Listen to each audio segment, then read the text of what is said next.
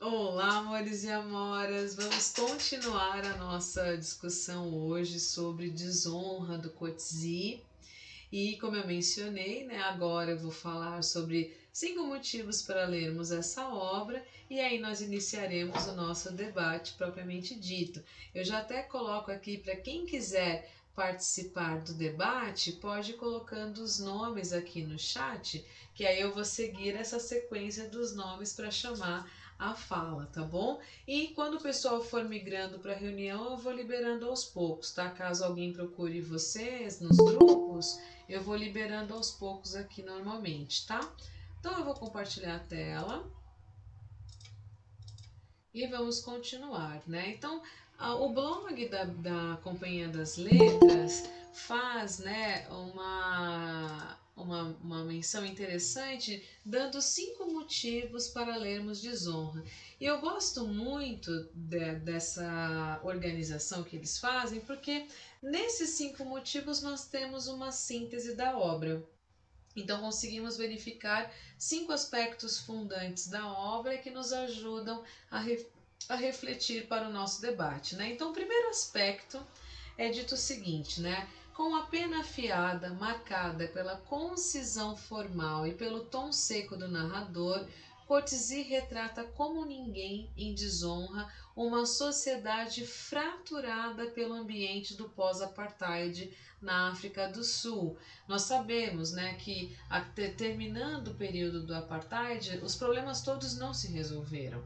Né? Então, a nossa narrativa de hoje mostra uma realidade pungente do que de fato acontece, né, por conta da segregação. Né, na qual a atmosfera sufocante parece não dar espaço a relações afetivas plenas. A violência marcada por décadas de segregação racial promove nas relações sociais uma espécie de cataclismo cotidiano, uma guerra vedada.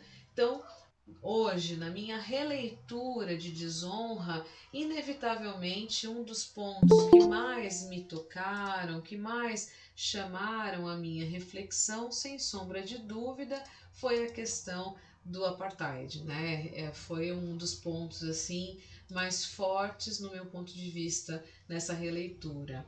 O segundo motivo para lermos Desonra, segundo o blog da companhia, é o seguinte: David Lurie, que é o protagonista do romance, é um professor universitário solitário, desencantado com a massificação cultural e leciona literatura romântica com enfoque em Lord Byron, para um grupo de estudantes bastante desinteressado. Contrastando com as suas inclinações românticas e seus arroubos de esteta presentes em suas aulas e seus gostos artísticos, Lurie é um homem frio, que depois de 2 casamentos frustrados tem momentos, né, de maior satisfação e glória com Soraya, uma prostituta, a bela da tarde, né, muito semelhante à história da Emma Bovary, que ele cita na obra, e a própria La Belle de Jour, né, A Bela da Tarde, filme também muito famoso. Ao descobrir que Soraya mantém uma vida dupla, sendo também casada e mãe, passa a ser sumariamente ignorado por ela. Isso faz com que ele comece a investir, né, na sua aluna Melanie de uma maneira bastante incisiva e insistente. O caso que passa a ter com a estudante pode enredar o leitor em discussões intrincadas e bastante atuais acerca das relações de poder, status, autoridades, consentimento e gênero, que envolve a maior parte dos casos entre docentes e alunos. Esse caso levará Lurie a ser acusado de assédio sexual por Melanie. Na minha primeira leitura, esse tinha sido o ponto principal, que tinha ficado para mim, que tinha me chocado, tinha sido realmente a questão da ética, a questão desses lugares, né, desses limites entre professor e aluno, essa parte inicial da narrativa de Desonra realmente foi o que ficou mais marcado na primeira leitura. Na segunda foi o primeiro motivo, foi a questão do apartheid que ficou mais forte para mim. Bom, e eu vou querer ouvir de vocês, né, como que foi em relação a esses 5 motivos e outras questões, o que realmente ficou de mais marcante da obra. O terceiro motivo que o blog da Companhia das Letras nos apresenta é o seguinte, que afastado então da universidade, o que Lurie faz? Ele vai ao encontro de sua filha Lucy e ele vai passar um tempo no campo, né? Lucy, então, é homossexual, independente, cuida de uma pequena fazenda com o auxílio de Petrus, que é o seu antigo empregado e que agora é sócio. E ele é um negro oriundo da nova classe média da África do Sul pós-apartheid. Então ele, de um trabalhador rural, simples, ele consegue comprar o seu pedaço de terra, ele consegue construir a sua família, ele tem 2 esposas, vários filhos, uma personagem bastante interessante de a gente refletir o Petrus também. Ela vive do cultivo, Lucy, né? Do cultivo e da venda de flores e produtos do campo de uma feira local e no seu hotelzinho para cães. A sua fazenda, ela foi uma comunidade rural da qual ela e a companheira Ellen faziam parte. Ellen, né, a companheira de Lucy, vai embora para Joanesburgo e ela acaba ficando sozinha naquela região e hospeda, então, né, o seu pai, né? Acaba sendo hospedado pela filha depois de toda a problemática e do inquérito que foi armado na universidade. Bom, a partir desse momento, Coetzee começa a explorar abismos profundos de uma sociedade ainda marcada pela segregação, pelo ódio, pelos conflitos raciais, costumes geracionais entre os gêneros e as relações familiares e os seus intrincados e ambíguos arranjos. Não é o caso contar aos leitores os desfechos violentos, claro, né, até aqui sem spoiler, trágicos e cruéis que esses conflitos vão ocasionar, mas afirmo que a desventura que os leitores têm em mãos com desonra não deixa de traçar um rico painel das relações difíceis e deterioradas vividas por personagens que parecem de carne e osso em uma sociedade em que a comunicação humana, abro parênteses, o Lurie era professor de comunicação na universidade, né? Era essa cadeira que ele estava, que ele se dedicava, e das relações afetivas, né, não dão conta de quebrar as barreiras construídas por décadas de segregação. Aqui nós temos realmente pontos altos da narrativa, né? A partir do momento que o David Lurie vai morar com a filha, quando a narrativa começa de fato a desenrolar e todos os pontos, né, de conflitos eles são suscitados nesse momento. O quarto motivo para lermos Desonra é que nós temos em mãos um narrador não onisciente, cru, que vai acompanhando passo a passo as desventuras de David Lurie, que é o nosso protagonista, e vai lembrar muito de perto a narrativa kafkiana, embora não tenha nenhum elemento fantástico, insólido na trama. É narrado no presente, boa parte dos livros do Coetzee também são, e vai trazer uma densidade psicológica, né, a partir das ações dos personagens. O discurso indireto constante permite que o narrador emita juízos sobre os fatos narrados e sobre as personagens, ora com uma voz distanciada e seca, ora confundindo-se com a própria voz de Lurie, e até mesmo misturando o discurso indireto com o indireto livre. Trata-se então de uso de períodos curtos, diálogos frios e contidos, né? Então nós tivemos em mãos aqui uma obra curta, são 24 capítulos, curtos, concisos, é uma linguagem enxuta, porém extremamente potente, extremamente pungente, né? E o quinto e último motivo que nos leva a ler Desonra é esse, né? Coetzee é um escritor extremamente, né, premiado, Nobel de Literatura, premiado na França, na Irlanda, Israel e laureado, agraciado 2 vezes com o Book Prize, né? O Book Prize, que é um feito bastante inusitado, isso não aconteceu com outros escritores. E quem fez, né, quem escreveu esse artigo para o blog da companhia foi o Pedro Schwartz, que é um ator formado, né, no curso do Teatro Escola, coordenador de línguas e tudo mais. Então, aqui nós tivemos, a partir dessa explanação que o próprio blog da cultura nos apresenta, uma síntese bastante interessante, tocando em vários aspectos da obra e que nos leva à nossa pergunta capciosa, né? Um dos nossos participantes do café hoje fez uma postagem trazendo um trecho da obra que me lembrou bastante, até inclusive um amigo que tem um livro que se chama Billy Negra, e fala o seguinte, né? Já dando aqui indícios para nossa discussão. Descartes devia ter pensado nisso. A alma suspensa na bile escura, amarga, escondida. Então, o que seria, né, essa bile escura, amarga, escondida, se não toda a desgraça que as personagens, principalmente pai e filha, David Lurie e sua filha Lucy, passam na obra, né? Mas também todo o cenário da África do Sul pós-apartheid, que não tenha, obviamente, os problemas resolvidos a partir de então.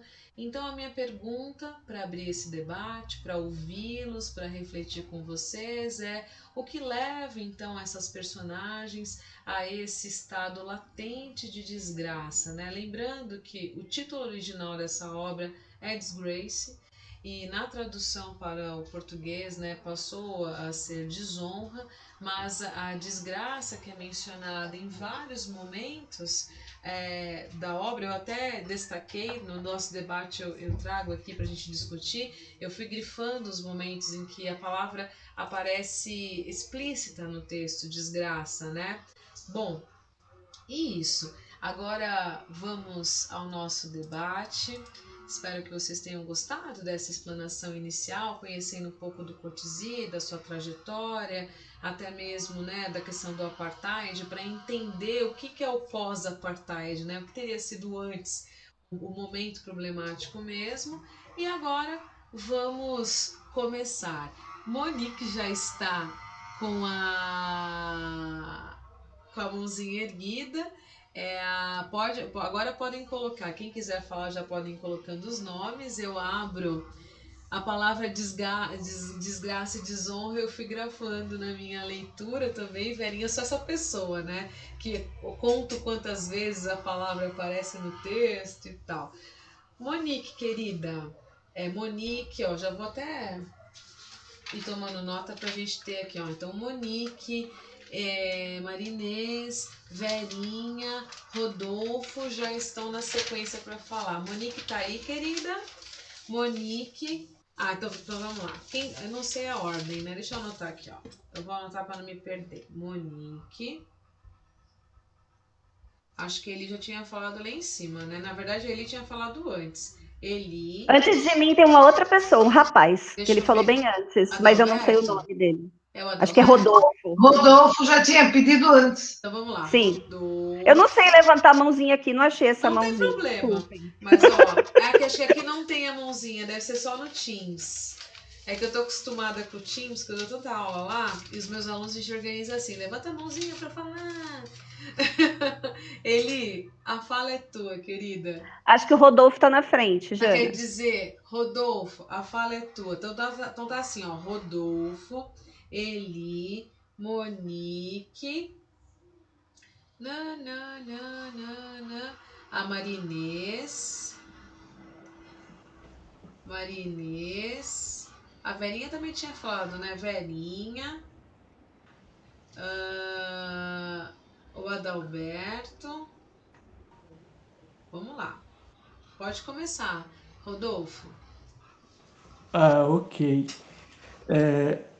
Antes de falar um pouco sobre a obra, eu queria só falar um pouco sobre a minha experiência com leitura e tudo, porque é para todo mundo entender o meu ponto de vista.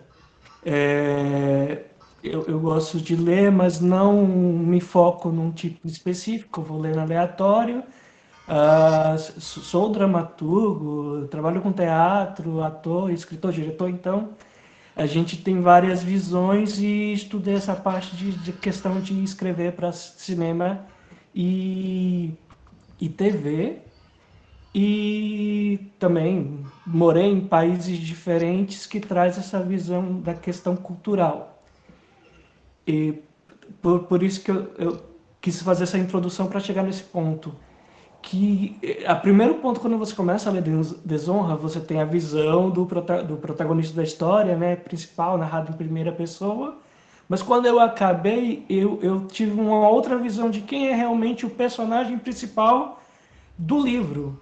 E que está no próprio título, né, que é Desonra ou Desgraça. A desgraça é o personagem principal, não é o professor, não é a filha, não é nenhum deles. A desgraça é o personagem principal de toda essa história, que trata sobre conflitos humanos, de entendimentos entre sociedades e culturas e pessoas, de etnias, de povos, de lugares diferentes. Então, desde o princípio até o final, o que eu consigo entender é que a barreira principal, que é a questão do apartheid, ela é uma se trata da estrutura da sociedade, como ela ficou. E isso a gente não vê somente lá, esse é um dos contextos, mas se for trazer para qualquer outro contexto, de qualquer outro lugar do mundo, a gente vai encontrar situações semelhantes de choque culturais, a questão racial em todos os outros lugares, e essa é a desgraça humana. A desgraça humana é esse desentendimento de compreensão, de entender e o que é honra ou desonra, ou graça ou desgraça na visão de cada pessoa. Porque tem aquele momento que a filha fala sempre para ele: pai, aqui é a África. Ela entendeu aquilo como: eu quero fazer parte dessa nova África dentro das regras dessas pessoas que já estavam aqui antes da gente chegar. E ela, para ela, a desgraça e a desonra seria ela não fazer parte disso. Enquanto para ele era o contrário. Ele traz toda aquela visão do homem moderno e tal, e aquele orgulho de honra tão antiquado que algumas pessoas ainda traem, algumas sociedades ainda traem quando ele tem o julgamento na escola e perguntam as coisas, ele simplesmente fala: eu sou culpado de tudo, como tipo, eu não preciso falar nada, eu sou um homem. E aí fica uma questão, uma pergunta no ar. Por mais que ele tenha um comportamento extremamente machista, e ele mostra isso o tempo todo, mas aí tem momentos que ele se humaniza, né? Porque, como escritor, e aí eu tento entrar um pouco dentro da cabeça do autor do livro, o que ele quis passar. Aí tem aquela questão de perguntar: será que é autobiográfico? Eu acho que, eu uso sempre essa frase: o sim e o não. É um meio termo. Não existe como a gente não se colocar dentro e não ter um pouco de cada um de nós dentro dos personagens que criamos. Desde o mocinho ao bandido, tem um pouco de quem escreve, e pode ser que tenha alguma questão de uma experiência particular ou de alguém próximo, porque ele viveu essa situação do pós-apartheid. Então ele sabe, ele fala daquilo que ele viveu, mas não especificamente algo próprio. Pode ter algumas coisas, mas é muito complicado você escrever algo tão... para ele ser tão direto e tão cru, dificilmente seria tão biográfico. Porque é complexo você escrever algo muito biográfico quando trata das suas próprias emoções. E para ter esse controle, ele tem que estar por fora. E ele é falado em primeira pessoa. Então eu já acho que não seria tão biográfico assim. E é uma questão de quem escreve, a gente não pode julgar o nosso próprio personagem quando a gente cria. Então, ele vai, de certa forma, humanizando de acordo com, até o último instante, quando ele sacrifica o animal, o cachorro, é um ato de humanidade. Não é que ele desistiu da pessoa, do animal, mas é que é um sacrifício manter vivo. É doloroso para o animal manter vivo ele sofrendo. Então ele vai se humanizando de acordo com a passagem dos capítulos. Tem esse trabalho. No início, eu acho que todo mundo sentia esse ranço, ainda mais nos dias de hoje, depois de tantos movimentos da questão do Me Too, tantos escândalos que tivemos até dentro da própria indústria cinematográfica, na TV, de abusos, o famoso teste do sofá, que muita gente fala no meio artístico. Então, tem todas essas questões. O que eu senti falta e que aí fica no ar sempre é o que realmente passou pela cabeça da estudante, porque a gente tem a visão dele, mas não tem a visão dela. E aí é isso que me fez pensar que, na verdade, ele não é o personagem principal, porque se ele fosse realmente o personagem principal da história, ele teria um desfecho. Alguma coisa teria um desfecho para ele, e não tem um desfecho.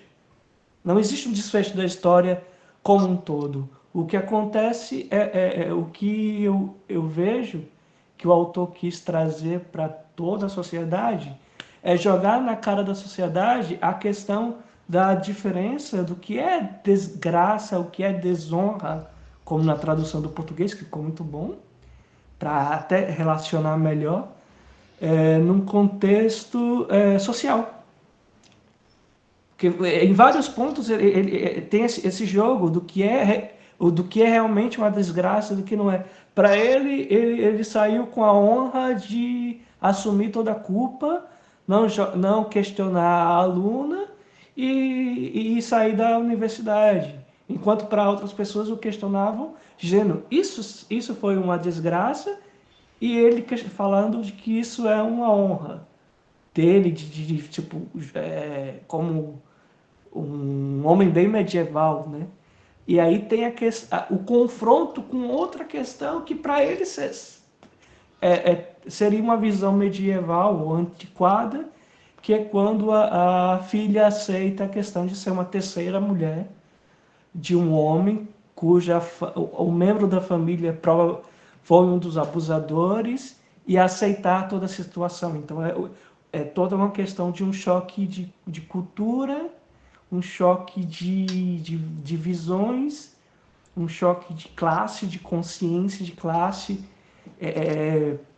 São tantas coisas. A sociedade como um todo é tão complexa que isso abre caminhos para uma discussão gigante sobre vários aspectos da sociedade, a nossa que vivemos, como acontece no Brasil, nos Estados Unidos ou em qualquer país que houve colonização, que houve imposição de poderes, que houve abuso de poder, que houve questões raciais,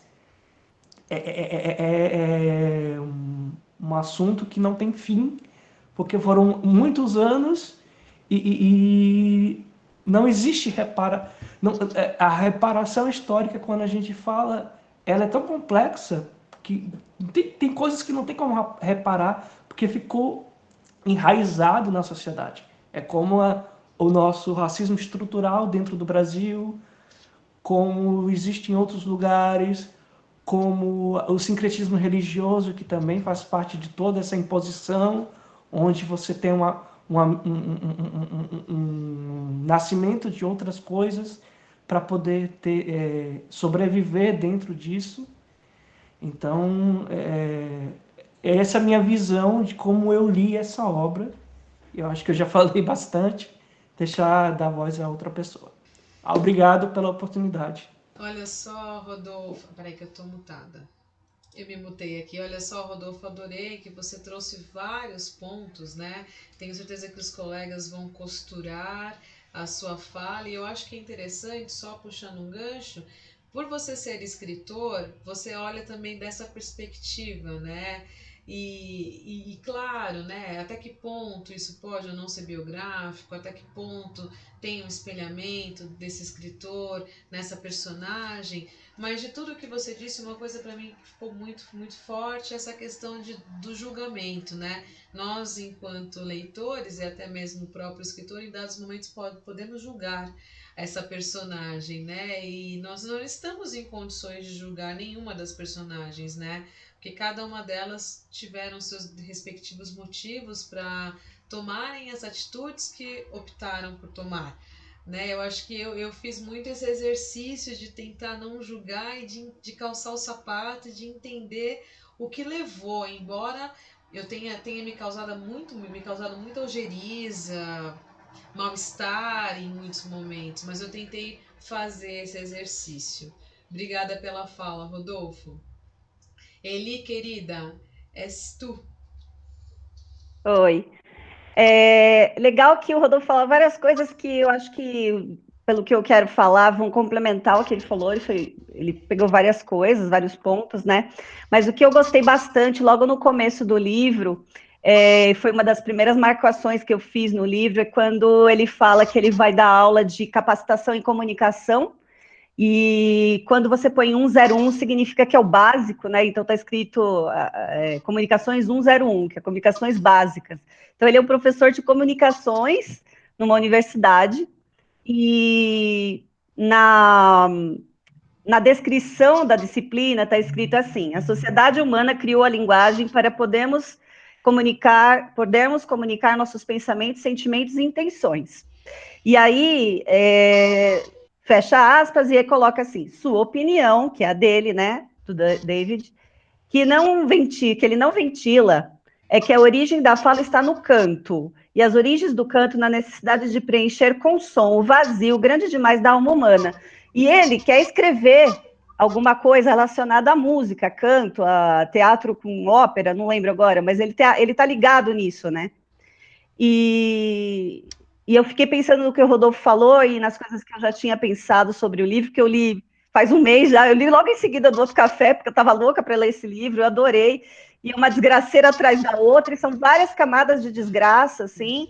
E eu acho que o Rodolfo tem razão que o protagonismo é da desgraça mais do que qualquer outro, mas são várias camadas e vários protagonistas, vamos dizer assim, sendo que a desgraça humana é a principal, é a mais forte. E eu acho que é muito irônico existir essa coisa dele ser um professor de comunicação e não conseguir se comunicar em vários níveis. Nem com as ex-esposas, nem com a própria filha, nem com ele mesmo, nem com a universidade, né?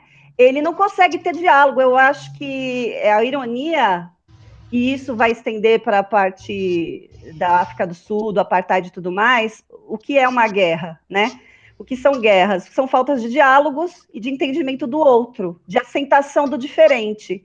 Então, é muito irônico, isso pegou bastante para mim, essa coisa da comunicação e do diálogo, porque é falta de diálogo e falta de aceitação do outro e falta de entendimento entre as pessoas, entre os seres humanos, que faz acontecer o que acontece, guerra, apartheid, preconceito e tudo mais.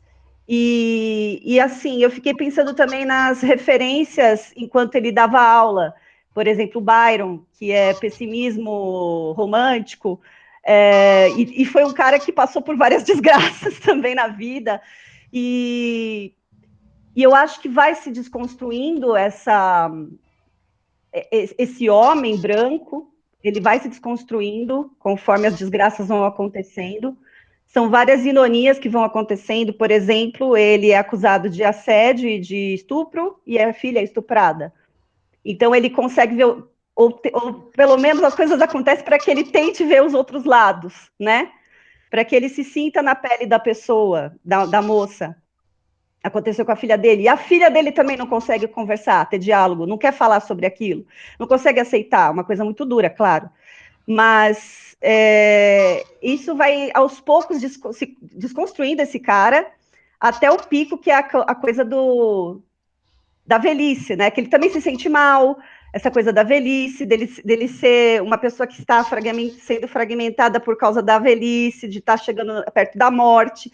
E eu acho que com o cachorro, meu Deus do céu, eu chorei muito nessa parte, porque é lindo demais. Porque você vê que você está. O que a gente está aqui fazendo? Todo mundo vai morrer, né? Por que a gente não pode viver como seres humanos que se ajudam em comunidade, que se aceitam? Todo mundo vai cair na desgraça da morte, né? E é isso. Eu queria falar mais algumas coisas, mas agora eu não estou lembrada.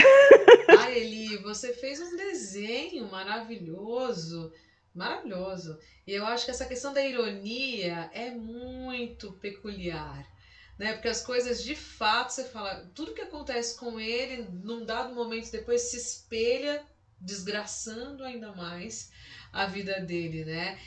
Não sei, até aquela coisa de se ele aprende com aquilo ou não, e em dados momentos ele nem aprende, embora se revolte muito.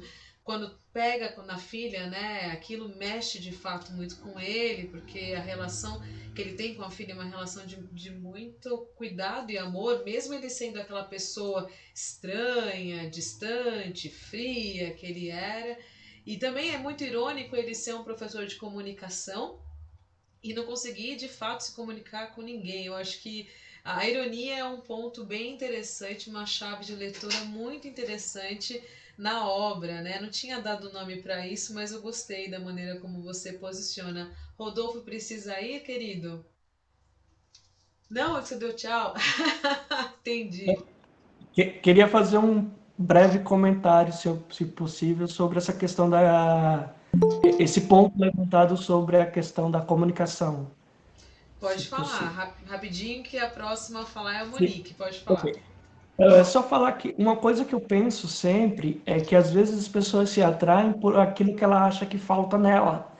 Então, de repente, ele foi trabalhar a questão da comunicação, estudar, ensinar a comunicação, estudar a leitura, porque a comunicação é uma coisa que falta nele e ele busca essa falta, talvez, nos livros, nos estudos, para tentar se entender.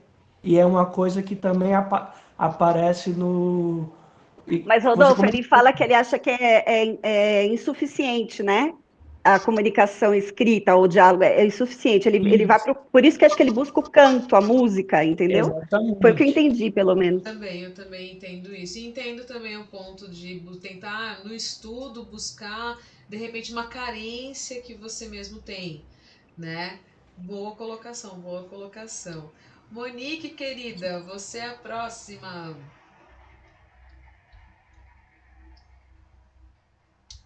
Abre o mic, acho que seu mic tá fechado. Deixa eu ver.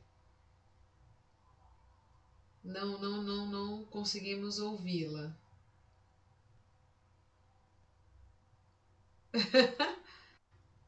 Tenta entrar de novo, Mo. Peraí, não estamos ouvindo. Sai e entra de novo. Sai, Talvez assim. isso.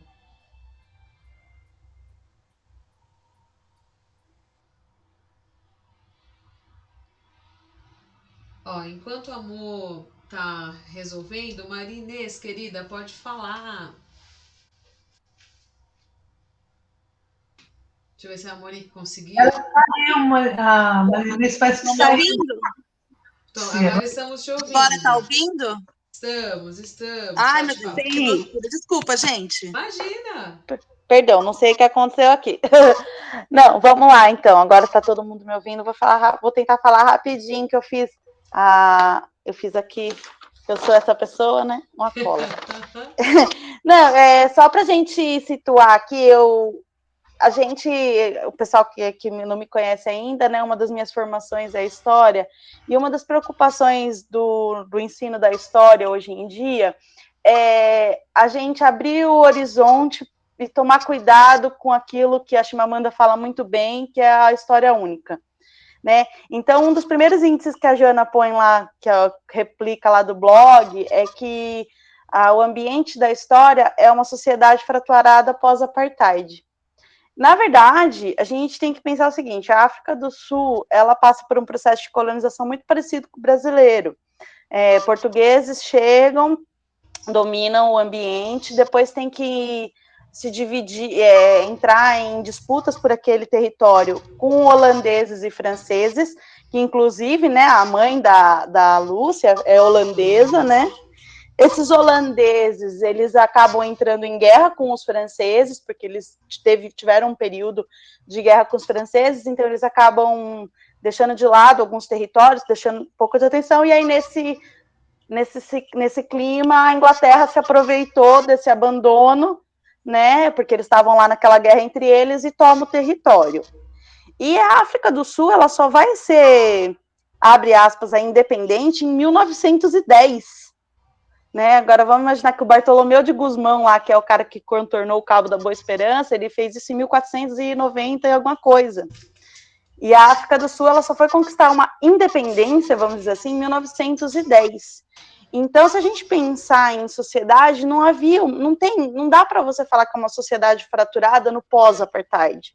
Na verdade, houve uma colonização inglesa muito pesada, porque os ingleses, eles tinham um poder bélico muito grande na época, dominam aqueles territórios, existe um domínio daquela área, e a segregação, que depois, né, ela ganha esse título de apartheid, ela vence por fatores culturais, porque existe uma África cheia de costumes e culturas e tradições totalmente diferentes das europeias, que não serve aos ingleses, né? Os ingleses, eles tentam impor um modo de vida europeu para aquele povo. Então, assim, foi separar, então vocês querem continuar vivendo como africanos e não como ingleses, vocês não servem a essa nova sociedade que a Inglaterra quer construir aqui na África. Então, na verdade, a gente tem que pensar também em Segunda Guerra, que depois da Segunda Guerra a África ela foi toda distribuída entre a Europa e os países, né, os aliados, e esses aliados, eles definiram essas fronteiras, né? Não necessariamente eram fronteiras que os povos africanos reconheciam, né? Comunidades, é meio como aconteceu com as Coreias, né? Então, aquelas comunidades que viviam, né, dentro dos seus territórios, aqui é a minha tribo, aqui é a sua tribo, de repente, você está do lado de cá, você é África do Sul, você está do lado de lá, você já não é mais África do Sul, você já é, como a Jana falou lá na apresentação, Zimbábue, já são outros países, né? E aí, como que você impõe essas fronteiras, essa delimitação? Então, assim, o apartheid, ele vem para você tentar criar, a Inglaterra tentou construir uma estrutura e financiou esses políticos que foram ascendendo, para que ela construísse uma sociedade, um modelo europeu dentro, no coração de uma tradição africana, e a coisa simplesmente não funcionou, porque existem tradições e tudo. E eu acho que esse é um dos pontos interessantes da obra, porque o professor, né, o David, ele vive na África, ele casou na África, a filha dele nasceu na África, e ele continua com hábitos europeus, né, ele acredita, assim, que porque ele está lá, o modo de vida correto é um modo europeu, e assim, a filha dele percebeu isso muito bem, né, ela fala que ela está na África. Então, na verdade, eu não entendo como uma sociedade fraturada pós-apartheid, a gente entende uma sociedade totalmente dilacerada pelo movimento colonial, né, e porque você não consegue, como o Rodolfo falou, você não consegue, tem coisas que não são possíveis mais de resgatar, né, você acaba, uma cultura vai assimilando a outra e você vai criando uma nova sociedade a partir dali, né, e aí eu acho que o livro, ele é muito sobre isso, e ele passa muito pelo que a gente vive hoje em dia, que é o pacto social, né, o que a gente, como sociedade, determina, para a gente viver bem, que até ele falou também do diálogo, para a gente viver bem, existe essas convenções aqui que elas precisam ser respeitadas. Veja bem, não existia isso lá, né? Porque quando existe o apartheid, isso quer dizer o seguinte, eu não concordo com o seu modo de vida, você não concorda com o meu modo de vida, a gente tem que viver separado, a gente nunca vai poder se misturar, porque vocês não entenderam a minha mensagem, e eu não vou tolerar a mensagem de vocês, né? Não existe um pacto social. E o Lurie, né, o David Lurie e o Petrus, eles mostram isso. Quando não há o pacto social, qual que é o pacto certo? Né? Então, como que não tem, na verdade, não tem fratura, na verdade, nunca houve uma unidade nesse país, né? Esse país, ele nunca foi uma unidade. Então, é esse contraponto, esse sistema colonial que permanece, né? E aí a gente se questiona, ele fala lá, né, que tem um momento que os catedráticos lá falam para ele que, fica quietinho aí, porque agora as coisas mudaram, pelo menos a gente tem um emprego.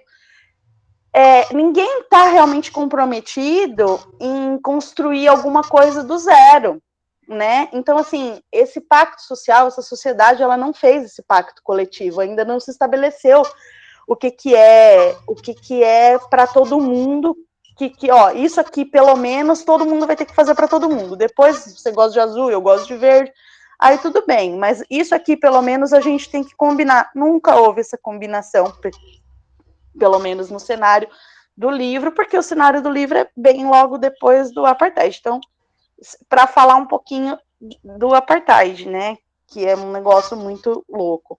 Outra coisa que eu queria falar rapidinho também é que, assim, o professor, eu até falei assim, ele é um cara nojento, né? Só que em certos momentos a gente percebe que ele está totalmente alienado de onde ele está vivendo, né? Porque, assim, ele tem um lugar privilegiado porque ele é branco, naquela sociedade que privilegia brancos até então, e ele não enxerga que quando ele começou a perseguir a Soraya, né, ele estava perseguindo ela, né, depois que ele descobre que ela lhe liga na casa dela, tal, né, ele estava cometendo um assédio que eu achei muito mais grave, por exemplo, do que ele fez com a aluna no primeiro momento. Porque quando ele invade o apartamento da menina e a menina fala, não, você tem que ir embora, e ele fala, não, não vai, e ela não reage, mas ele acaba empurrando ela até a cama, ele estupra ela, chama estupro isso, porque ele fala que ela não se mexe. Ela viu que ela não vai ter força, né? E me parece muito um debate esquisito que na nossa comunidade brasileira hoje está acontecendo, que é assim, mas ela não gritou, mas ela não disse não, mas ela não, mas você, como que você reagiu? Tipo assim, o cara era mais forte, ele empurrou ela ficou lá e não teve como, ele estuprou a Melanie naquele momento, né? Tanto que foi um estupro que a menina falou, tomou remédio, tá tomando remédio para dormir e tal. Tipo assim, ela deu um espaço para um cara, teve uma relação consentida com ele e ele achou que o consentimento era eterno, né? Ele não localizou que não existe, que isso não valia mais. Só que ele adota uma postura absurda, de assim, revoltosa com relação quando a Lúcia é estuprada, né? Para ele aquilo, nossa, ele fica assim, como que pode? Os caras te estupraram e agora você vai ter esse filho, não sei o quê. Tipo assim, só que ele estuprou a menina e tudo bem. Ele não enxergou. Então, assim, a pessoa que ela não consegue enxergar o privilégio, o lugar onde ele está, né? E ele tenta, de certa forma, defender a filha, né? Aquela filha que ele tem diferenças com ela. Não, mas ele não percebe a atitude dele. E, para mim, o Petros e ele, eles são...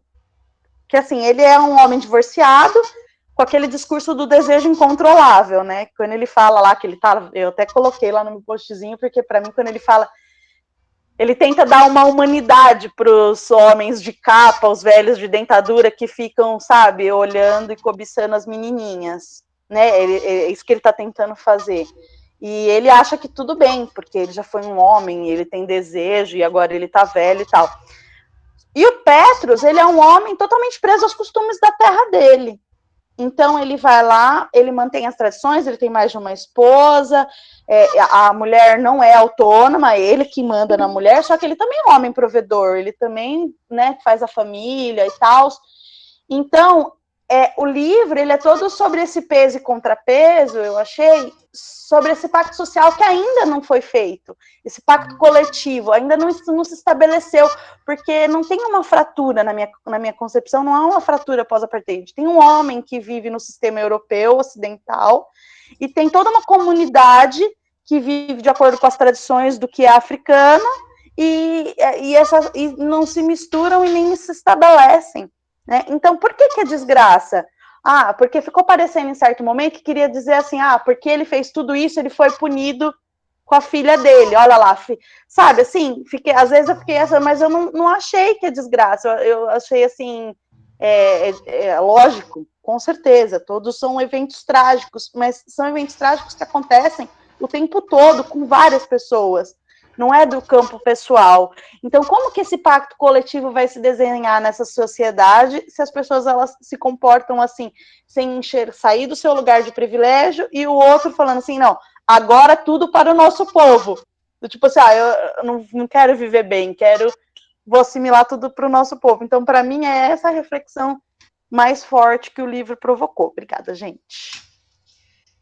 Mo, maravilhosa, né? Eu tava louca para ouvir o seu recorte histórico, porque eu sabia que você ia tocar mesmo nessas questões, pelo seu olhar crítico, pelo seu conhecimento histórico, e você com certeza nos mostra, né, a profundidade a respeito disso. Excelente, mais que muito bom, Van, excelente.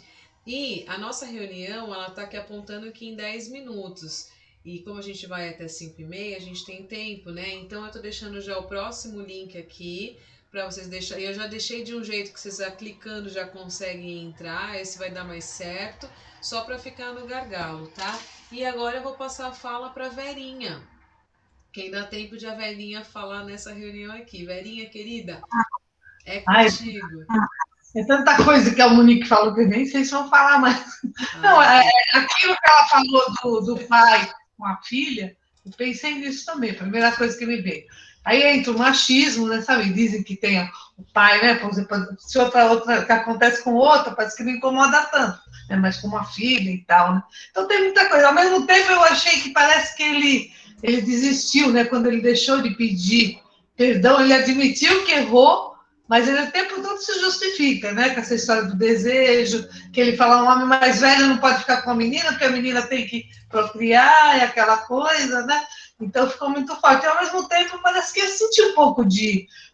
Porque eu falei, aquela vida que ele foi ter de ajudar a mulher lá naquela clínica, a Beth, meu Deus, aquilo também era uma desgraça para os animais, né? Porque eles tinham que. O cachorro, aquele bode, aquela imagem daquele bode, aquilo, só de falar me incomoda muito, né? Então tem tanta coisa misturada, né?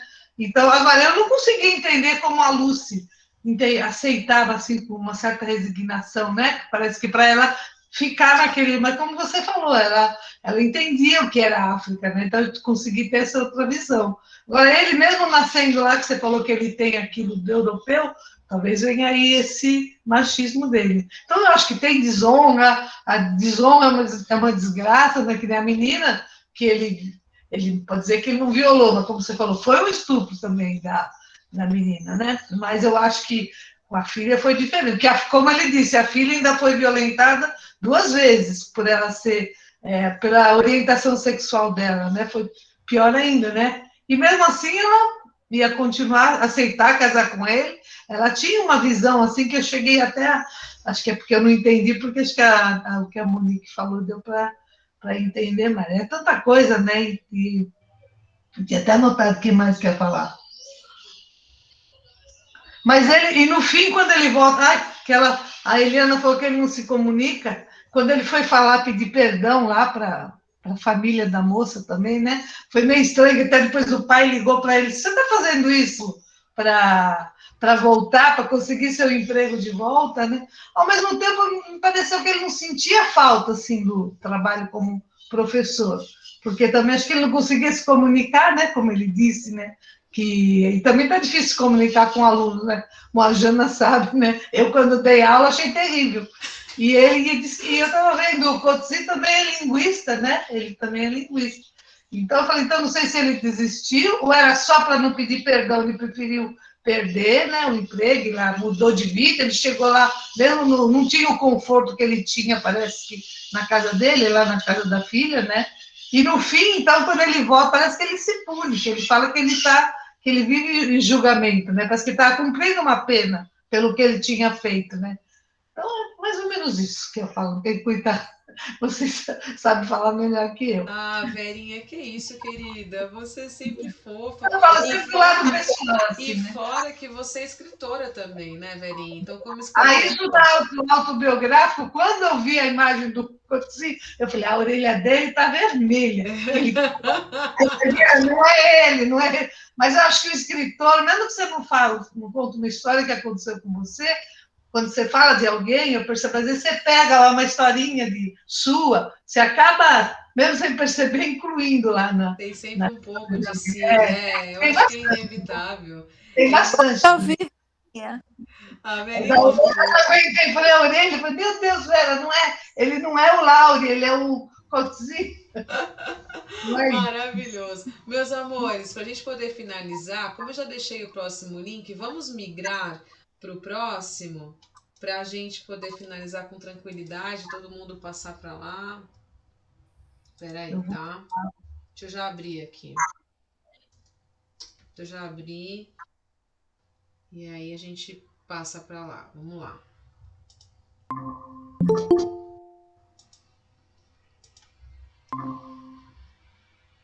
Aê, aê, todo mundo chegando. Eba! Aê, muito bom, muito bom.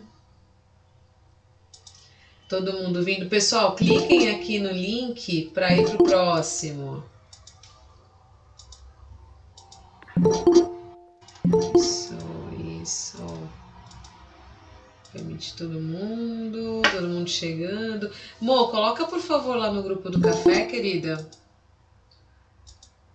Para quem, se alguém se perder e tal. Já estamos em 31. O pessoal tá vindo, chegando. Estamos nisso porque, como eu dei aula o mês inteiro no Google e eu falei, gente, não mudou nada. Então eu continuei. Ah, a questão é o grupo, a questão não é o tempo, é a quantidade de pessoas que faz parte da reunião. Isso eu não sabia. Mas enfim, para o próximo eu organizo melhor essa questão. Ó, a fala é do Adalberto. Já estamos em 34. O pessoal tá migrando aqui. Deixa eu ver se tem gente no outro grupo. Peraí. Pessoal que está aqui, clica no link novo para ir para a nova reunião. Valquíria, Dianes, Suzete, Cláudia, Angélica e Maria Aparecida Ferreira. Cliquem para poder ir para a próxima reunião, tá bom? Por favor. E aqui, permitindo todos. Adalberto já entrou? Adalberto já está aqui. Muito bom, querido. Deixa eu ver. Valquíria, clica para poder ir para a próxima reunião, querida. Cláudia chegando. Isso, é só clicar aqui nesse link que está na reunião, Valquíria, Suzete, Maria, Angélica e Cláudia. Ou se vocês estão no grupo do café, é só pegar o link no grupo do café também, do WhatsApp. Ô, Jana, encontrando as claricianas, hein, a velhinha? Ah, você vê? É uma delícia. James chegando. Eu acho que já tem 38. Deixa eu ver se tem gente na outra sala ainda. Mas, Valquíria, você me ouve, querida? Pega esse link que tá aqui no chat e entra nele para você trocar de sala. Suzete também. Pega o link que tá no chat, querida. Cláudia e Angélica. Aê, a Valquíria entrou. Suzete, pega por favor o link aqui no chat. A Cláudia e a Angélica, por favor, queridas. Vamos lá. Chururu. Adalberto, passo a fala para você, meu querido. E quem quiser também falar na sequência, ó, já entra aqui, ó. Kátia é a próxima. Quem mais quiser falar, só escrever aqui no chat, que eu já estou colocando na sequência. Nós temos ainda meia hora de encontro, então tem tempo para falar quem quiser falar. Não fiquem acanhados, não. Vamos conversar. Pode falar, Adalberto. Boa tarde a todos e todas. Tudo bom? Boa tarde. Eu confesso sinceramente que eu sou uma pessoa extremamente realista e eu não consigo... Quem já me viu participando aqui sabe que eu não... Acho que já deu para transparecer que eu não consigo fazer aquela política dos macaquinhos chineses em relação às idiosincrasias da nossa sociedade, do nosso país, da nossa desigualdade, das nossas desgraças, né, que são muitas, infelizmente. Mas tem uma coisa que eu sempre trago aqui, que é a questão de... é uma fala minha, assim, recorrente. A gente precisa de um pouco mais de poesia, a gente precisa mais de um pouco de romantismo, mas não é aquela poesia, aquele romantismo baba-ovo, né? Aquela coisa. Não, eu digo poesia e romantismo é uma coisa mais polissêmica, de diversas vozes, de um pouco de encantamento maior. E até eu sempre fico com a última obra na cabeça. E daí eu fico lembrando que me remete assim, quando você lê Raquel de Queiroz, ela traz os campos de concentração, ela traz as desgraças do retiro, mas ela traz uma coisa também, a própria Olga lá do livro prévio, né? É incendiária, é uma coisa que acontece um monte de tragédia, morte de animais, muito sangue, mas tem uma primavera, tem uma esperança, né? E o Curtis, desde que eu li ele pela primeira vez, em 2004, que eu ganhei o Videoper do Michael Kyle, até eu já tinha comentado no último café, desde que eu li ele a primeira vez, ele não me dá esperança. Ele não me dá esperança. Por isso ele é um autor que eu não costumo ler. Eu li só 3. Eu li o Boyhood, que eu acho que aqui no Brasil saiu como Infância, que é autobiográfico dele, mas que é permeado de muita desgraça, de muito sofrimento. Ele fala da infância dele de uma forma fictícia, mas ele se declarou autobiográfico, acho que é de 97, se não me engano, e é muito dolorido, porque você vê os afrikaners, você vê e é uma sociedade permeada por uma violência muito grande. Ele era uma criança de 7, 8 anos de idade que ia para a escola com medo. Ele tentava ser o melhor naquilo que ele fazia para não desagradar os pais dele, para ser o branco que não ia desagradar os pais dele frente àquela sociedade. E é uma sociedade de imposição. Então, assim, eu vejo o Coetzee, quando eu pego, eu li a mensagem que o Coetzee, ele teve essa infância, desculpa, extremamente sofrida. Ele deu aula na década de 70, ele foi dar aula nos Estados Unidos, na Universidade de Buffalo, no campus da Universidade de Nova York, no campus de Buffalo, no estado de Nova York, nos Estados Unidos. Ele se envolveu em protestos anti-guerra do Vietnã. Ele foi convidado pelo governo dos Estados Unidos a não dar aula, mas a se retirar dos Estados Unidos, né? E ele perdeu um filho quando esse rapaz tinha 23 anos, num acidente, numa tragédia. Quem lê os estudiosos do Coetzee, eles desconfiam que esse sofrimento todo, que essa desgraceira toda, deixou marcas indeléveis na alma do autor, né? Ele é um homem que ele é totalmente recluso. Tem gente que trabalhou com ele mais de 10 anos, só viu o sorriso dele uma única vez. Ele não sorri muito pouco. Diz que em jantares que ele foi convidado, ele quase não conversa quase nada com ninguém. Ele fica quieto, observando.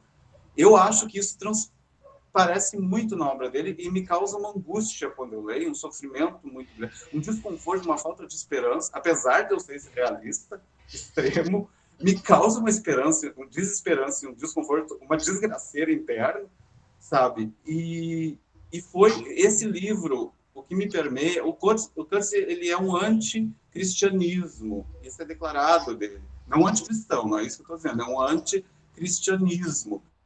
Ele faz uma crítica muito séria, aberta, quem entrevistou ele, as poucas entrevistas que ele deu, e na obra dele não esconde isso, ele foi perguntado sobre isso, sobre a questão dessa imposição branco, judaico-cristã, anglo-saxã, numa sociedade que é uma visão muito nossa, ocidentais, que é de uma sociedade de contrato que nós temos, né? E uma imposição numa sociedade de cooperação, que são as sociedades tribais africanas, que não veem a natureza como algo exploratório meramente, fora do meu corpo. Os próprios rituais africanos, dos quais a Umbanda assimila muito, né? Mas a natureza como algo, uma extensão minha, eu como parte da natureza. E eu acho que ali, aquela morte dos animais, sempre essa imposição, é uma metáfora da imposição, né? Quem somos nós, humanos, para impor, que é muito da visão judaico-cristã, né? E daí, por isso, eu no grupo já tinha falado que o título em português me irrita muito, porque mexe com uma coisa muito também nossa brasileira, e muito ocidental brasileira, que é a questão da honra, né? Do macho, né? Então, desonrar o macho, né, o cidadão. E eu acho desgraça, eu gosto, mas em espanhol se manteve também, desgraça. Eu gosto desse título, né? Eu acho que permeia mais até a questão da língua anglo-saxã, né? Quem estuda mais a fundo, eu não vou entrar nesses detalhes aqui, senão eu vou me perder naquilo que eu queria mais ou menos contribuir essa troca, né? E o Coetzee também faz, dentro dessa violência, que é um apartheid eterno, e tem que ter muito cuidado também com a questão da mídia, cuidado com o que Hollywood traz, porque é muito bonito Morgan Freeman, que é um autor querido, fazendo Madiba, fazendo Mandela, só que não terminou, o apartheid nunca terminou. Eu tive colegas de trabalho, quando eu dava aula em 2014, 2015, olha, isso foi ali atrás da esquina, 6, 7 anos, que foram fazer voluntariado na África, e foram fazer trocas na África do Sul, e eu disse, me conta, uma colega minha mais próxima, Susan, era o nome dela, eu perguntei, me conta, eu quero saber tudo, me conta da África do Sul. E ela disse, Adalberto, não mudou nada, é um horror. Eu fui às paradas de ônibus que vão para os bairros negros, elas não têm cobertura, as pessoas tomam chuva torrencial, os negros tomam chuva torrencial, e os brancos andam em carrões importados. Nos shoppings, os negros trabalham servindo as mesas, os brancos comem nos shopping centers. Nos supermercados, os negros trabalham nos caixas, os brancos compram as comidas boas. O que está acontecendo de 2019 para cá? Está havendo um movimento de insurgência na África do Sul. E há 3 semanas atrás, estourou, os negros começaram a botar fogo em tudo, em empresa, em mansões dos brancos. A mídia não está divulgando isso, está acontecendo agora. Isso é de agora, desse ano, 2021. A mídia não está divulgando, porque essa tendência neoliberal e de extrema-direita que a gente está vendo em vários países do mundo, o neoliberalismo quer que nos mantenhamos macaquinhos chineses. E não quer que outras sociedades se insurjam também, se sejam entusiasmadas por esses gritos. Então, a questão da África, ela é muito mais, ela permeia muito mais coisas de uma cultura judaico-cristã imposta. E é uma coisa muito importante também, que eu acho, assim, só para não me estender muito, é a questão da arte. O Coetzee faz uma crítica muito séria à arte na África do Sul. Nós, Brasil, a gente está muito melhor. Em termos de arte, a gente tem essa literatura maravilhosa, a nossa música é uma coisa linda, né, o nosso teatro, e ele faz uma crítica, ele diz que a arte não existe na África do Sul. E isso é um projeto de poder também. Esses brancos poderosos, a violência é, muitas vezes, uma imposição necessária para os grupos de poder se manterem no poder. Porque enquanto você tem violência, você tem essa desgraceira toda e você não tem arte, a arte liberta. E na vida e obra do Michael K., a principal mensagem dele é a resistência. A resistência, ela não se dá, muitas vezes, pela questão política, ela se dá pela cultura, mesmo que seja a cultura da terra. Cultivar. Cultura, arte. Então, eu acho isso uma mensagem muito importante que ele diz, e ele diz assim, que a literatura da África do Sul é uma literatura de prisão. Ela vem da prisão, vai para a prisão, volta para a prisão. Tirando eu e mais 2 outros autores, ele disse isso numa declaração dele. Eu não vejo nenhum progresso para a arte na África do Sul. Inclusive, ele saiu da África do Sul. Hoje ele mora, se não me engano, em Adelaide, na Austrália. Porque há uma imposição branca lá, e ele foi para a Austrália, ele disse assim, por causa da liberdade do povo, da liberdade de expressão, porque estão suprimindo as liberdades de expressão, a liberdade da arte, as liberdades do que há lá, e há um interesse de que essa violência se mantenha, porque enquanto as pessoas estão no nível da violência, no nível do confronto, elas não estão produzindo, elas não estão se encontrando, elas não estão dialogando, elas não estão indo para o bom diálogo, para o bom debate, elas estão indo para o confronto pessoal.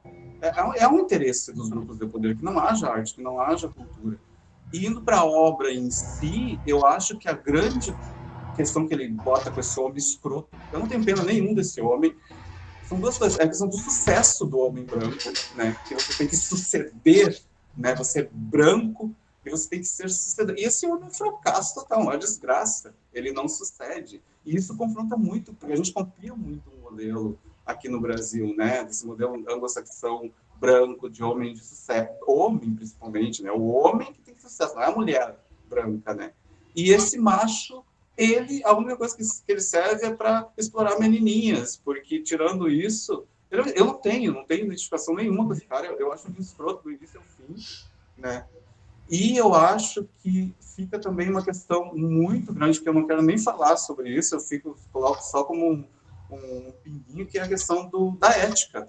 Acima da moral da lei judaico-cristã, que os romanos nos trazem atrelada ao cristianismo, logo em seguida, né, que a sociologia fala sobre isso, é a ética. O Coetzee nos serve nesse livro, Ética no Café Literário da Tarde.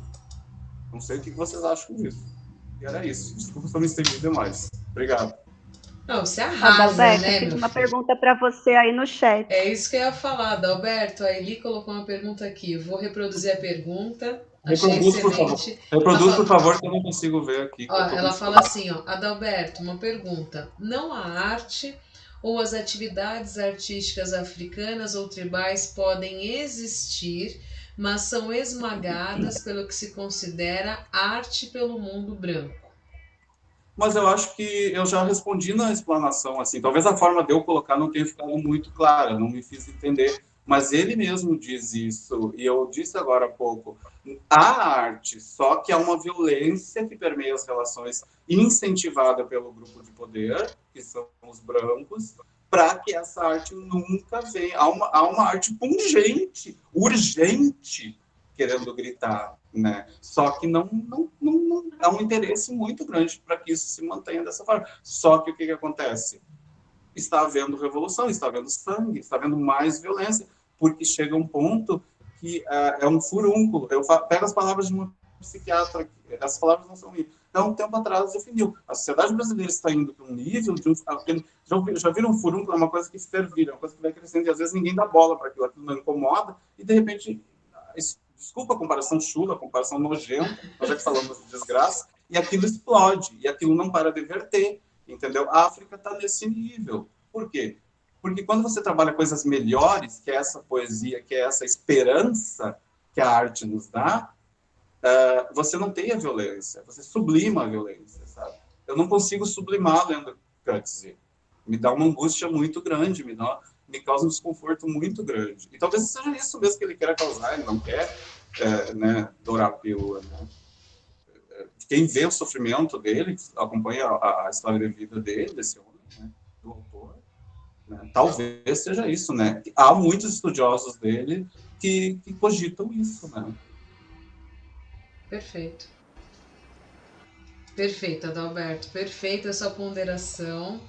O furúnculo realmente eu acho que cabe muito bem, metaforicamente, escrotamente, mas cabe muito bem. Kátia, você, querida, e na sequência ele de novo, tá? Quem quiser voltar à fala, pode, porque eu tenho Kátia e Eli aqui no gargalo para falar, tá bom? Pode escrever o nome aqui na sequência. Kátia, querida, a voz é tua. Vamos lá. Adalberto, realmente é o que o Coetzee quer mesmo. Ele quer causar em você um desconforto. Psicologicamente, isso mostra em todo personagem, né? Ele não se redime, ele se enreda, e ele continua com a posição branco, macho, alfa. Né? Ele não cai nunca. Então, psicologicamente, você vê a caminhada do personagem, mesmo se ferrando, né, mesmo tendo todos os problemas possíveis, ele não se redime. Né? Assim, quando ele está com os animais, é a única hora que realmente ele sente o baque. Né? Mas, do contrário, ele se sente só como se fosse uma coisa pessoal, né? O estupro da filha dele foi uma coisa pessoal para ele. Ele não está preocupado com ela, ele está preocupado com ele. Como é que ele vai viver com isso, com uma filha estuprada? Né? Assim, ele realmente é um escroto. Né? O livro é muito bom, mas o personagem é péssimo. eu não quero ultrapassar, assim, claro, jamais, mas ele é um escroto, só vou endossar. Sim, ele é um escroto, Eu tive que né? Ele falar. é um lixo. Lixo, eu concordo. Mas... Né? Ele assim, ele é muito do que a gente está vendo no Brasil aqui com essas criaturas, né? Que estão aí. E assim, é o que está acontecendo com a gente também, né? Eles estão querendo apagar a nossa arte. Graças a Deus não conseguem. Mas eles estão querendo apagar um monte de coisa, né? A educação está um lixo por causa disso, e aí vai, né?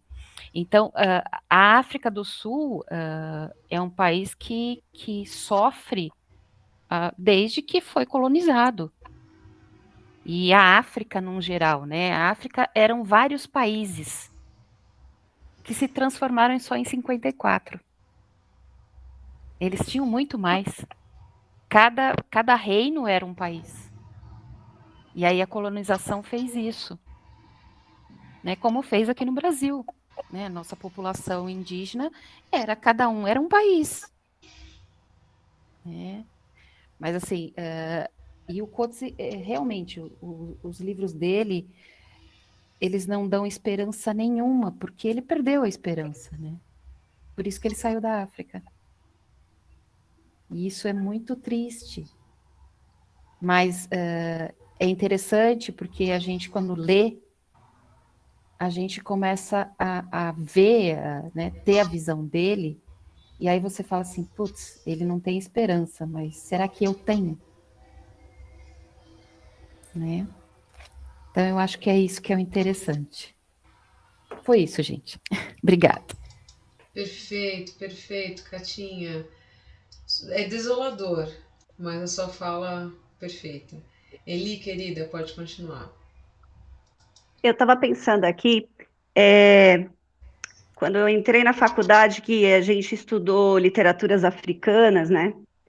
E, e assim, o mundo branco realmente sufoca tudo, né?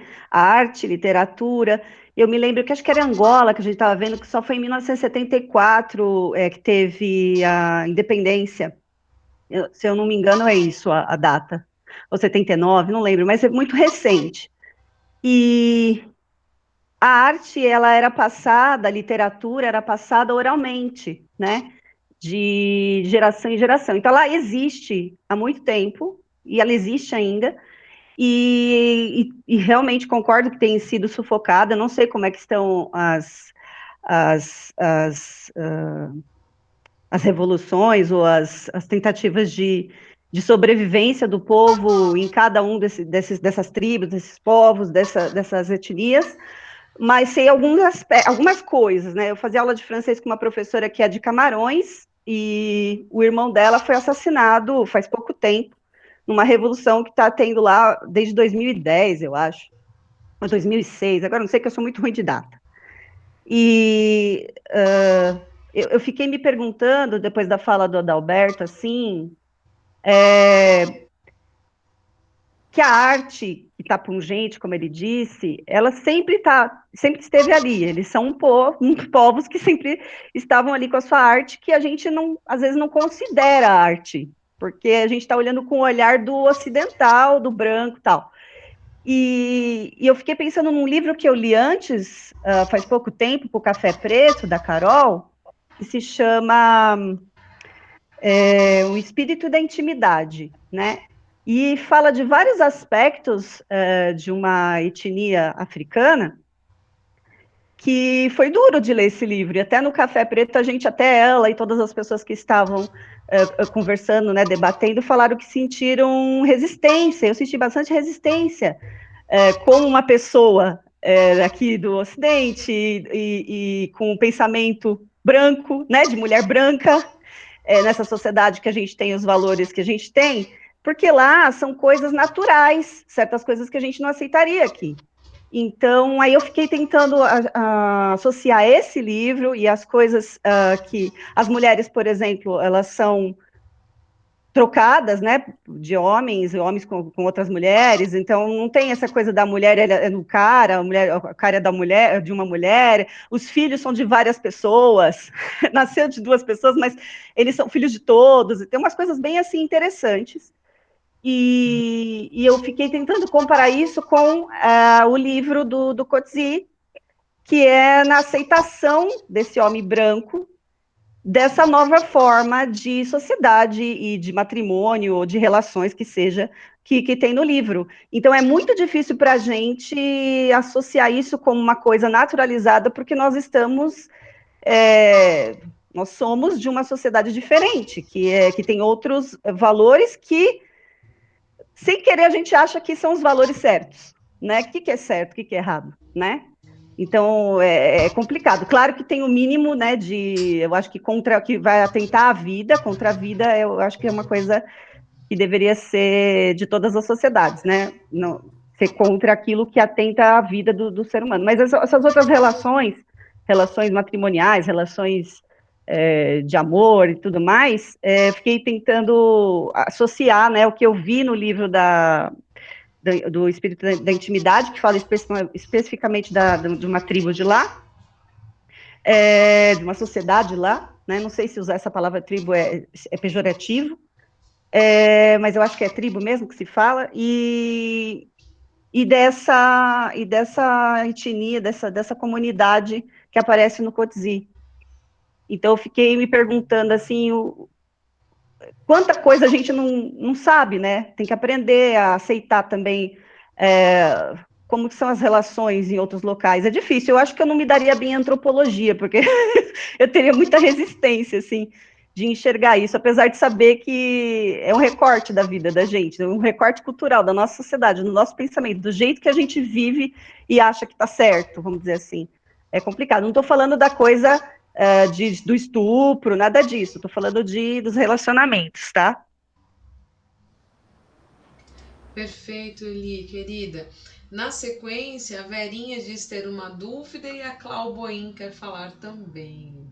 Vamos lá, Verinha, pode fazer a pergunta. Não, é rapidinho. Eu fiquei pensando do outro lado, né? Do lado dos estupradores lá, né? Porque tem a violência também do lado dos negros. Porque o menino, ele dizia que o menino não era mentalmente certo, que ele não sabia o que fazer, mas dizia que ele tinha que aprender com os outros, né? Com o que eles fizeram. Então, eu acho isso daí. Aí tem o lado do machista, do pai, né? De não querer porque era filha, mas eu acho que outro pai também ficaria revoltado e tal. E eu queria saber a simbologia dos cães, né? Porque diz que na hora que eles estupravam a Lucy, que eles falavam, tá vendo? Ó, é assim com os cachorros, sabe? Assim como se fosse. Não sei se eles querem associar que os negros talvez sejam tratados como cães, não sei. Eu não sei, fiquei pensando em tudo isso. Eu não achei agora no livro, que no fim ele faz. E ela era uma pessoa que vivia, que parecia aceitar, entender, né? Até, inclusive, ela deixa entrar, porque ele pede para usar o telefone, tinha alguém, né? E mesmo assim ela foi tratada. Então, era uma necessidade deles também, digamos. Então, eu fiquei pensando nesse outro lado. Era só, e a simbologia dos cães, né? Porque é forte, né? Os cães sofrendo porque não tinha antibiótico, o cão que ele acabou que gostava, né? Porque parece que naquele mundo ali ele teve alguma coisa de humanização, que ele disse que precisava sacrificar, né? Então é isso. Não sei o que vocês. Essa questão dos cães, só antes de a Claudinha falar, até algumas pessoas mencionaram aqui, deixa eu só rapidinho o microfone da Verinha, peraí. Essa questão dos cães realmente me tocou muito, eu fiquei pensando muito a respeito disso e tal, porque os cães chegam às mãos, né, do David Lurie e da Bev, do Bill ali em situações deploráveis, né? Eles eram lá descartados até como uma possibilidade de limpeza, né? Enfim, para morrer. E fica a cargo dos três, né, do David Lurie como um voluntário, da Bev e do Bill até, dar cabo dessas vidas. E essa nossa personagem toda contraditória, que é o Lurie, se torna nesse momento uma espécie de agente funerário canino. E tem ali algo ali vem aí um pouco dessa pequena humanização, se é que há, essa humanidade dele surge, pelo menos nesse momento em que ele tenta dar um final digno a esses cães, né? Em vez de incinerá-los de qualquer jeito, carrega-os e leva-os de uma maneira um pouco mais digna e tal. Então eu fiquei muito pensando a respeito disso, até por amar muito animais, por ter muito cuidado com animais, aquilo me incomoda muito a maneira como aqueles animais todos são tratados e que ainda que no final, nos últimos minutos de vida, principalmente a Bev, tenta dar ali um alento, um cuidado, um abraço e tal. Agora, no que diz respeito à simbologia, não sei se é difícil dizer, né? Porque se os cães eram tratados daquela maneira, como seriam então também os humanos, os negros, né? Pode ser até uma espécie de espelhamento de como os negros eram tratados, segregados, escravizados pelos brancos. E isso sendo espelhado na maneira como é representado pelos cães. Então são as camadas que a Eli, no começo da sua primeira fala, falou, há camadas de desgraça, né? E essas camadas vão do ser humano a todo o cenário e até os animais, né? Então nos leva a uma série de reflexão também.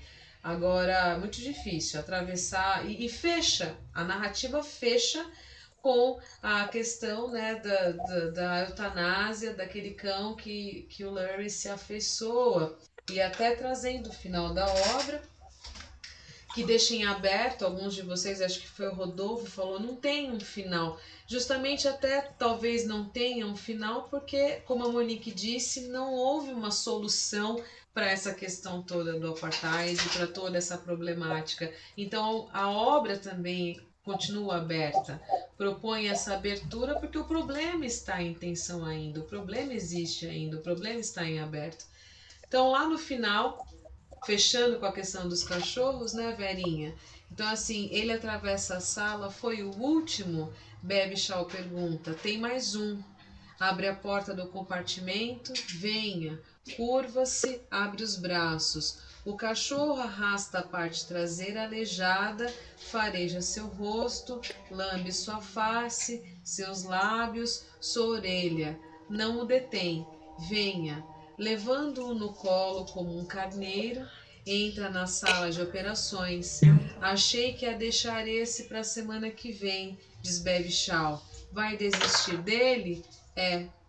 Vou desistir. Então, assim, ele desiste dos cães, do cão que ele mais se afeiçoa, teria de repente desistido de toda essa causa, de toda essa problemática, fica em aberto. Né, a nossa reflexão. Jana, eu achei que ele também, não sei, né? Quando na hora que eu li, eu senti uma metáfora de desistência dele mesmo, dele como ser humano. Também. Assim, eu senti isso. Eu escrevi que ele desistiu da vida, praticamente, do cão e da vida. Professora. Me pareceu, né? Professora, Pode falar. eu fiquei com o cachorro atrás da orelha. Não foi com a pulga atrás da orelha, o cachorro atrás da orelha. Inteiro. Porque esses cachorros ficaram assim, ficou... Mas assim, eu acho que permeia, daí a metáfora, para mim, né, a minha concepção, a metáfora, que é uma metáfora que eu não tenho certeza. Às vezes eu mudo de ideia em relação a ela, a essa alegoria, que é a questão das liberdades individuais, porque eu acho que ali permeia o tempo inteiro essa coisa da imposição do branco, sobre o que a gente falou anteriormente, do branco, sobre as sociedades de cooperação africanas, né, que se desmantelam todas aí, como cultura, como estrutura, identidade cultural, e daí vem essa coisa também, a imposição de um filho a uma mulher, de um estupro indesejado, a decisão dessa mulher de se resignar em relação a isso e ter, e a imposição do macho branco, eu sou o pai, o progenitor, o que faz, que é um homem que eu detesto, já deixei claro aqui, acho que está bem claro isso, né, esse escroto, que, não, mas você não pode ter um filho de estupro, eu vou impor de novo a minha vontade. Ela diz, não, basta a sua vontade. E eu acho que daí também vem esse questionamento, me parece muito simplista essa alegoria, mas da imposição, quem somos nós, humanos, para impor sobre esses outros animais, se nós nem conseguimos ter decisões viáveis a respeito das nossas vidas, né? Me fica essa questão da ética e liberdades individuais, né? Permeia as relações éticas. Né? Perfeito. E sou eu para decidir sobre o outro, né?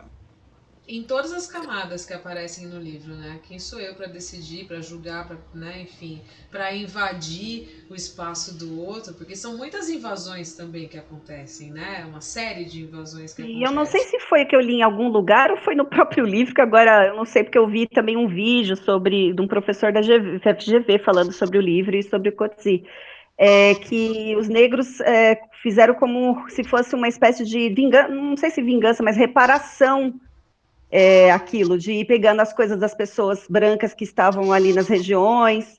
Não sei se no livro também fala isso, ou eu Aparece, li isso em algum lugar. o assalto é isso, né? O assalto é O isso. livro também. No livro Como? também. No livro Então, meu livro também. tem, né? Não sei se eu estou confundindo o que estava no livro ou o que eu vi depois. Agora, para fechar nossa fala, nosso debate, Claudinha, contigo, querida. Ó, eu de orelha, ouvinte, hein, gente, que eu não li o livro. Mas só para fechar, porque esse tema mexe com a gente do racismo, né? O Adalberto trouxe, a Verinha, a Eliana, o Nick. Tem aquela fala da Audrey, que ela fala assim: as ferramentas do mestre nunca vão desmantelar a casa grande. E eu acho que a gente está vivendo isso, né? As falas de vocês me soa muito séria também. E eu estou também lendo muito sobre a África, estudando psicologia africana, com a minha mentora Jana, que me ajuda, viu, gente? Fazer propaganda da minha mestra, que é minha mentora também. E, e a gente está nessa condição eterna do apartheid aqui. Visto a pandemia que desvelou isso, né? Todo esse colonizador massacrando e tendo alvo para matar, né? Os pretos continuam sendo alvos, né? O eurocentrismo continua aqui marcando território e parece que a gente quer detonar também agora a natureza, os ameríndios, tudo. Só a nossa não. A colonização eurocêntrica, assim, distorcida, e parece que a gente está numa coisa de ódio, né? Que vocês trazem até do livro. E esse instintual, essa sombra horrorosa do coletivo que a gente está trazendo de ódio, né? De amor, de ódio e luto, né? Era isso que me despertou. Obrigada. Perfeito. A Claudinha estuda, né, a mitologia africana e faz um paralelo muito bonito com a obra de Conceição Evaristo, né? Enfim, é um trabalho de conclusão na pós dela sobre Jung, trabalho bem inovador e bem ousado e que vai ser muito bonito. A trajetória está muito linda. E, gente, assim, o debate, ele foi sensacional, cada um trouxe uma perspectiva, acredito que a Monique escreve isso na resenha dela, né? É um livro incômodo, né? Eu acho que é um bom adjetivo para essa obra. Eu terminei, eu fechei, eu fiquei vexada, que nem falam na Bahia, né? Você fecha esse livro vexado mesmo. Você fala assim, ainda comentei aqui em casa, falei, nossa, né? É pesado isso aqui. Aí minha companheira, também você escolhe as suas obras? Eu falei assim, mas tem que escolher, não adianta querer colocar a sujeira embaixo do tapete e fazer que não vê, o problema tá aí pra gente refletir mesmo. E o nosso grupo sempre muito, enfim, companheiro, trocando as ideias. Foi muito rico mesmo o debate hoje. O próximo encontro também vai passear um pouco sobre essa questão do racismo, né? Enfim, dessas diferenças, da aceitação, do lugar da mulher preta.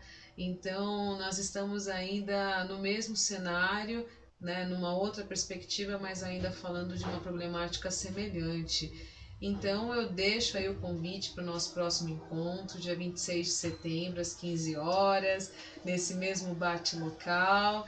E agradeço muito a presença de todos vocês, as falas, a leitura, as postagens. Sempre maravilhoso esse nosso domingo e esse nosso encontro. E agradeço a partilha de sempre, meus queridos. Alguém quer falar alguma coisa, uma palavra final? Obrigada, Jana. Foi ótimo, adorei. Obrigada a todos e todas. Obrigada. Obrigada. Foi muito bom. Ficou bem organizado, super legal. Ficou gostoso, né? A gente conseguiu falar todo mundo. E a gente vai continuar enfrentando E essa agora, desgraça só no que último minuto, uma polêmica. Polêmica não, que isso não é polêmica, acho que todo mundo vai gostar. Fora Bolsonaro, de novo. Fora! É a nossa desgraça, né? A nossa desgraça, exato. Olha, credo. essa é a nossa desgraça maior. Fora, boa. Tchau, gente. Beijo. Então, beijo. Kátia, tô lá daqui a pouco, hein? Às 8 horas. Tchau.